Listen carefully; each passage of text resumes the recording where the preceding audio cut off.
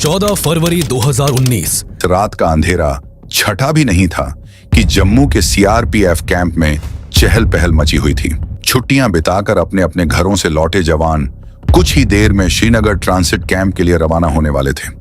वैसे तो इन जवानों को 5-6 दिन पहले ही श्रीनगर पहुंचना था, लेकिन इस बार यहां पिछले सालों के मुकाबले इतनी ज्यादा बर्फबारी हुई थी कि हाईवे तक बर्फ से ढका हुआ था। इसीलिए डिप्लॉयमेंट में हो रही देरी के कारण कैंप में जवानों की भारी संख्या मौजूद थी। आज भी जम्मू का मौसम खराब था, आसमान बादलों से ढका हुआ था और धीरे धीरे बह रही ठंडी ठंडी हवाओं ने मौसम को और भी सर्द बना रखा था। ऐसे में जिस दिन पूरी दुनिया वैलेंटाइंस डे मनाने में मशगूल होने वाली थी, उस दिन कड़कड़ाती ठंड में सुबह के 3:30 पर जवानों का काफिला जम्मू से श्रीनगर की ओर रवाना हो जाता है। उस दिन सीआरपीएफ का कॉन्वॉय बाकी दिनों के मुकाबले में काफी बड़ा था। इसमें आर्म्ड व्हीकल्स, बसेस और ट्रक्स को मिलाकर टोटल 78 व्हीकल्स थे, जिनमें कुल 2547 सीआरपीएफ के जवान सवार थे। घाटी में आतंकी खतरे को देखते हुए हमेशा से जवानों को आर्म्ड व्हीकल्स में ही कश्मीर ले जाया जाता था, लेकिन उस दिन संख्या ज्यादा होने की वजह से इस कॉन्वॉय में अन्य वाहन भी शामिल किए गए थे। इस काफिले को काजीगुंड से होकर गुजरना था, जिसके बाद के इलाके टेररिस्ट प्रोन थे। इसलिए खतरे को देखते हुए जब भी सीआरपीएफ का कोई कौन हुआ यहां से गुजरता था, तब सेफ्टी इंश्योर करने के लिए पहले से ही road opening party ROP highway पर तैनात रहती थी। उस दिन भी आरओपी के सुरक्षा कर्मी सीआरपीएफ के वाहनों की सुरक्षा के लिए रोड पर तैनात थे। कुछ घंटे के ट्रैवल के बाद सीआरपीएफ का यह कॉन्वॉय काजीगुंड पहुंचकर रिफ्रेशमेंट के लिए थोड़ी देर के लिए वहीं रुक गया। यहां 5वें नंबर की बस में बैठे कांस्टेबल वासुदेव नीचे उतरे और उन्हें लौटने में कुछ देर हो गई।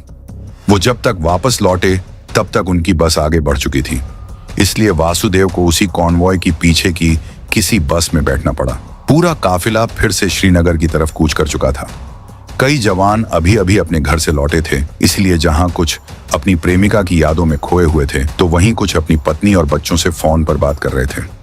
5वें नंबर की बस में सीआरपीएफ के कांस्टेबल एच गुरु को अपनी पत्नी कलावती की याद आ रही थी। उनकी शादी को सिर्फ 6 महीने ही हुए थे। बस में बैठे बैठे उन्होंने अपनी पत्नी को कॉल किया, लेकिन पत्नी के किसी काम में बिजी होने के कारण फोन नहीं उठा। इसी बस में कांस्टेबल प्रदीप कुमार और हेड कांस्टेबल सुखजिंदर सिंह भी थे, जो अपनी अपनी पत्नी से फोन पर बात कर रहे थे। सुखजिंदर सिंह ने बस के अंदर की बातचीत और जवानों की आपसी मस्ती का एक छोटा सा वीडियो बनाकर अपनी पत्नी सरबजीत कौर को भेज दिया। 1 साल पहले ही वो पिता बने थे और कुछ दिन पहले ही उन्होंने अपने बेटे के साथ लोहड़ी मनाई थी। सुबह जब वो जम्मू से इस काफिले के साथ निकले थे, तब उन्होंने अपने बड़े भाई से फोन पर बात की थी और कहा था शाम को फिर से कॉल करूंगा। किसी को अंदाजा भी नहीं था कि यह उनकी आखिरी बातें होंगी, आखिरी वीडियो होगा, आखिरी कॉल होगी और कुछ ही देर बाद सब कुछ बदल जाएगा। जहां सीआरपीएफ का यह काफिला आग के खतरों से अनजान तेजी से आगे बढ़ता चला जा रहा था, तो वहीं उनसे कुछ ही किलोमीटर की दूरी पर अपने खतरनाक मंसूबे के साथ 2 आतंकी इस काफिले का बेसब्री से इंतजार कर रहे थे। इन दोनों आतंकियों के नाम शाकिर बशीर और आदिल अहमद डार थे, जिन्हें पाकिस्तान में बैठे उनके आकाओं ने कश्मीर को दहलाने की जिम्मेदारी दी थी। 14 फरवरी की सुबह ही शाकिर बशीर को पता लग चुका था कि दोपहर में NH-44 पर सीआरपीएफ की बसों का एक बड़ा कॉन्वॉय गुजरने वाला है। काफिला अपनी रफ्तार से आगे बढ़ता जा रहा था कि तभी इस कॉन्वॉय के कुछ जवानों ने देखा कि एक नीले रंग की कार तेजी से कॉन्वॉय की बसों को ओवरटेक करते हुए आगे बढ़ रही है। ये वही कार थी जिसे कुछ मिनट पहले आधे लेकर निकला था। जैसे ही हाईवे पर तैनात रोड ओपनिंग पार्टी के असिस्टेंट सब इंस्पेक्टर मोहनलाल की नजर उस नीली कार पर पड़ी, उन्हें समझते देर नहीं लगी और उन्होंने तुरंत अपनी राइफल उठाई और उसे लोड करते करते कार की ओर तेज दौड़ लगा दी। जब तक मोहनलाल उस गाड़ी तक पहुंच पाते, तब तक काफी देर हो चुकी थी। आतंकी ने अपनी कार को कॉन्वॉय की 5वीं बस के पैरेलल ले जाकर उसके साइड में जोरदार टक्कर मार दी और डैशबोर्ड पर लगे डेटोनेटर का स्विच दबा दिया।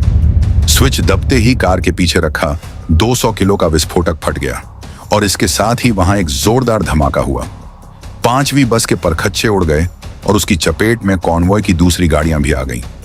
यह धमाका इतना भयानक था कि मीलों दूर तक इसकी आवाज सुनाई दी। चारों ओर धुआं और मलबा बिखर गया। आसपास के घरों के शीशे टूट गए।